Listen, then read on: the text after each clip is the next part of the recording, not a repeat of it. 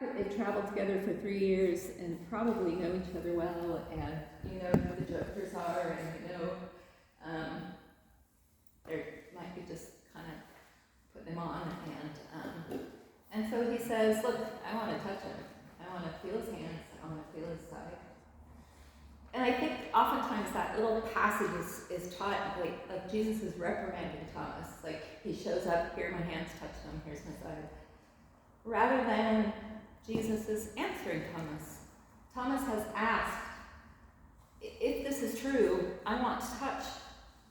I want to touch Jesus.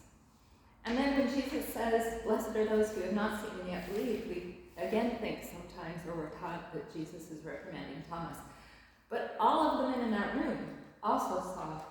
They believed because they saw. So I think Jesus is talking about us. Blessed are those who have not seen and yet believed. And there's a little passage at the end of Matthew that I just want to read because someone pointed this out to me one day. The very end. The 11 disciples went to Galilee, to the mountains where Jesus had told them to go. And when they saw him, they worshipped him, but some doubted. And then Jesus came to them and said, all authority on heaven and earth has been given to me. Go therefore to all the world and baptize them in the name of the Father and the Son. We call that the Great Commission. I love that wording because that Great Commission was given to those worshiping and those doubting disciples. You know, Thomas gets this name of Doubting Thomas, but doubt, I think, is sometimes a lifelong part of faith. And Jesus understands that, and he wants to answer them. He comes to give Thomas an answer to his question. I love Matthew's honesty. The disciples who have now seen Jesus multiple times and seen Jesus do miracles, the disciples who were not cowards, who sacrificed everything to follow Jesus, they were unprepared for him to turn himself over to the authorities.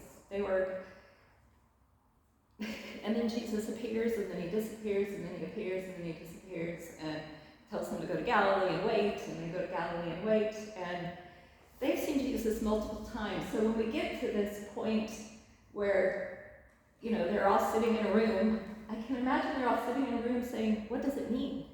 Like, Jesus has appeared, and then he's disappeared, and that's great. And then he appeared again, and he disappeared again, and that's great. But what does it mean?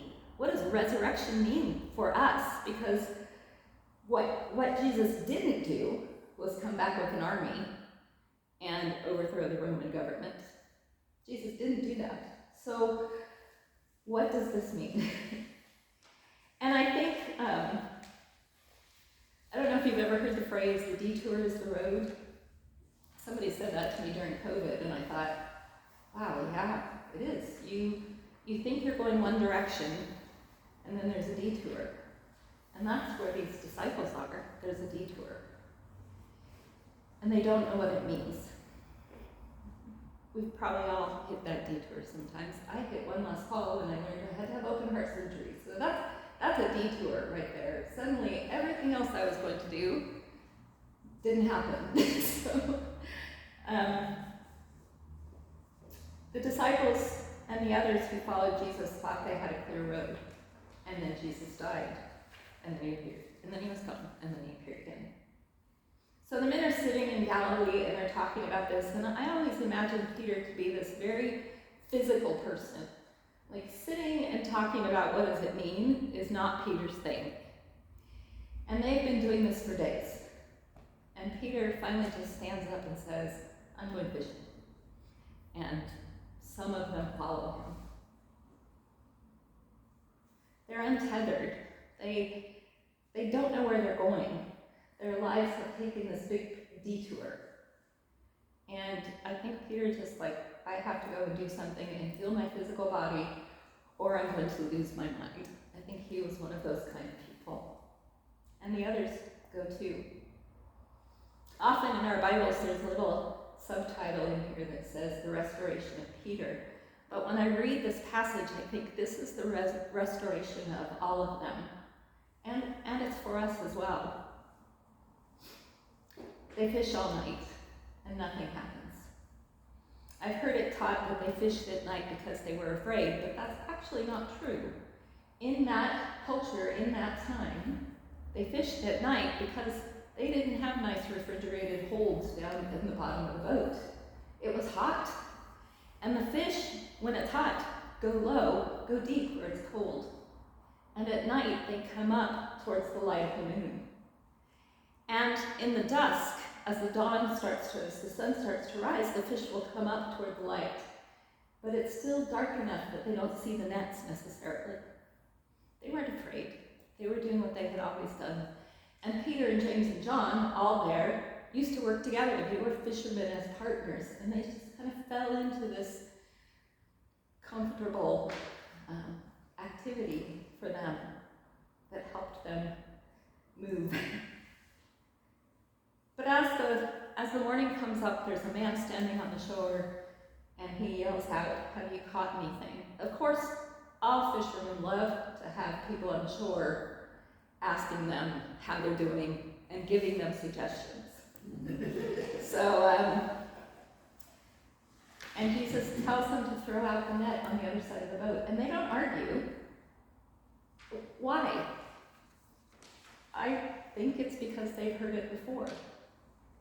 Jesus, when he called them, Peter, James, and John, went out in Peter's boat and said, "Have you caught anything?" "No, we fished all night and we didn't catch anything."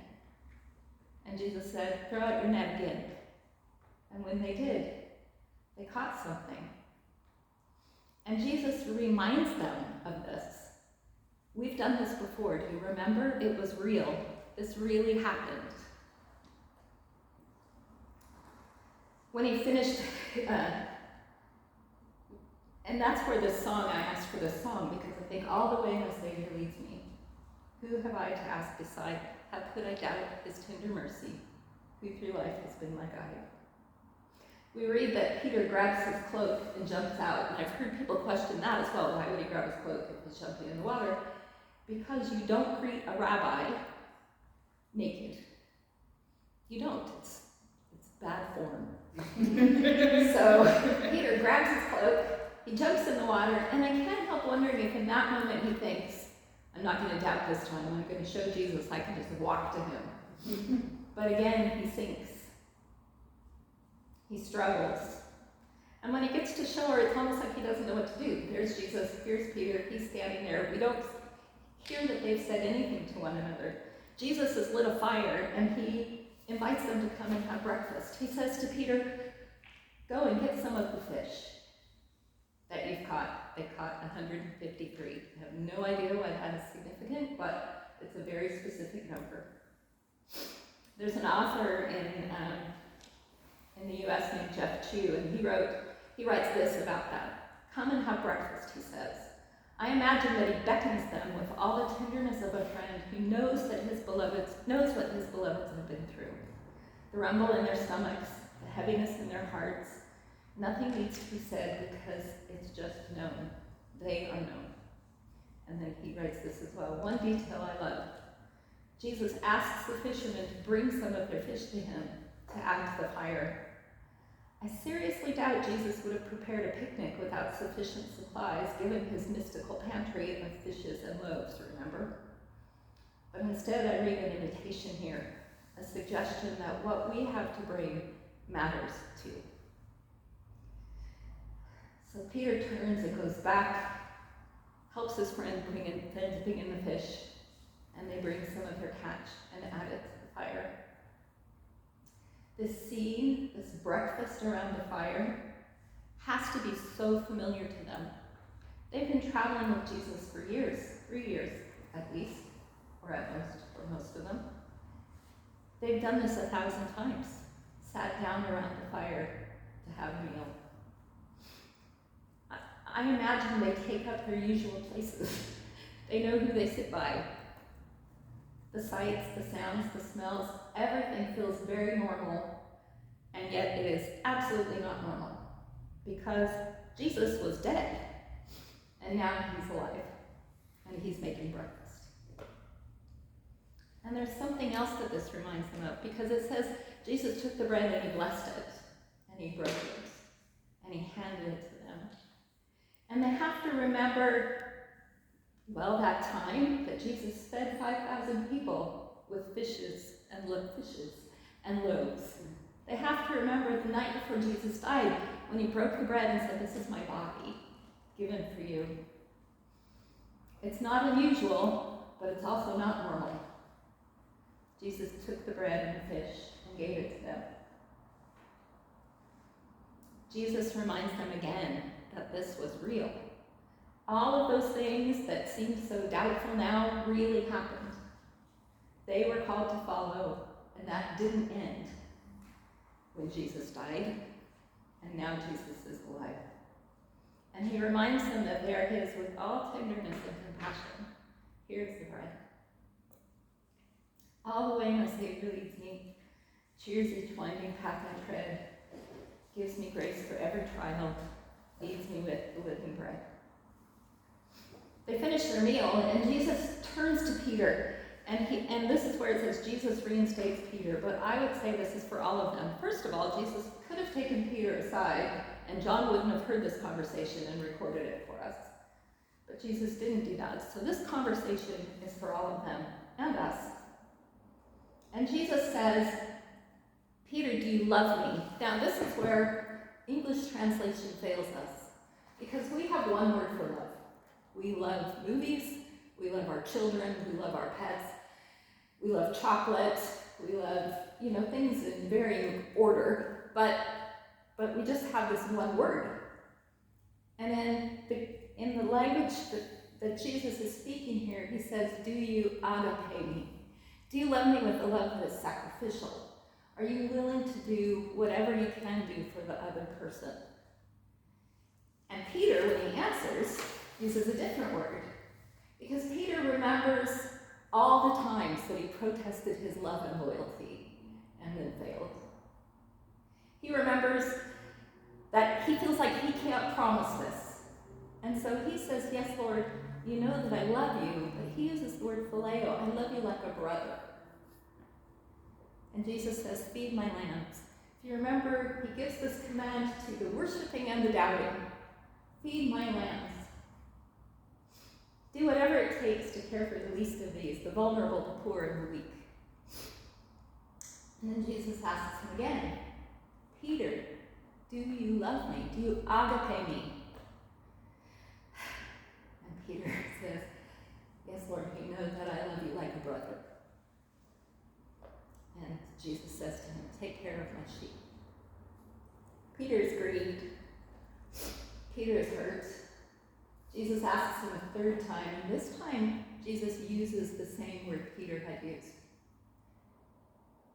"Peter, do you love me like a brother?" And Peter says, "You know all things. You know that I love you." And Jesus says, "Feed my sheep." All the way my Savior leads me, who have I to ask beside? How could I doubt his tender mercy, who through life has been my guide? How do we love Jesus? How do we love God except by loving one another? There's really not anything else we can do to love God except by loving the people around us.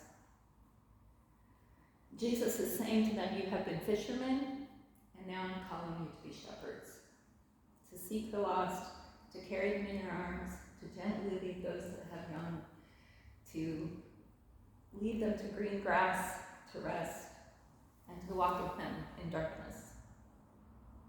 Jesus reminds us often of beauty and promise and faithfulness, even in the midst of pain.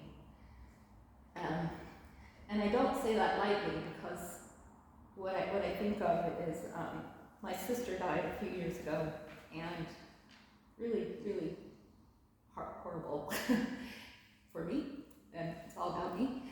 It was horrible for her too. And I was far away. And as I was there when she died, but then I came back here. And I would go outside, I'd go out to walk. go out into the garden when I just couldn't be in the house anymore. And robins, like, followed me everywhere. I'd be working in the garden, and sometimes they scared me. Like, this robin would land next to my foot, and I'd be like, ah, scared away, it comes back. And I know that there's kind of an Irish thing about the robin is your dead loved one, and I don't really think that was my sister, but I did think God sees me. God sees me in my grief. Even when I don't really want to talk to God, God sees me. I have some friends who ask their children every night, where did you see God today? And I think that's such an appropriate question, because especially the way Jesus meets these people around fire and reminds them of the ways that Jesus has been with them all that time. Where did they see Jesus? They remembered their calling when they threw the net out the other side of the boat and Peter sinks in the water again and Jesus breaks the bread and hands it to them. You lead me, you keep me from falling, you carry me close to your heart, and surely your goodness and mercy will follow me. Jesus says, I invite you to bring what you have and use it. I invite you to care for my sheep, and I'm leading you this charge. When John is writing his gospel, he's in his 90s. He's remembering this. But not only is he remembering it, he knows what happened next. He knows that these men who were rootless and untethered went out and lived all out for loving the sheep and for loving Jesus. And I think that's why I wanted to sing this song today, because I think they would have written it all the way my Savior leads me, even in the detours. Oh, the fullness of his love. Oh, the sureness of his promise in the triumph of his blood. And when my spirit clothed immortal wings its flight through realms of day, this my song through endless ages. Jesus led me all the way. Where did you see Jesus today? Lord, you know all things. You know that we love you, but we have not loved you with a perfect, selfless love with which you have loved us. Even so, you ask us to bring what we have, because what we have, what we bring, matters, because we matter to you. This is the road, and along the way we love you by loving and caring for others. Show us how to be a shepherd to those that you love, which is to say, to everyone.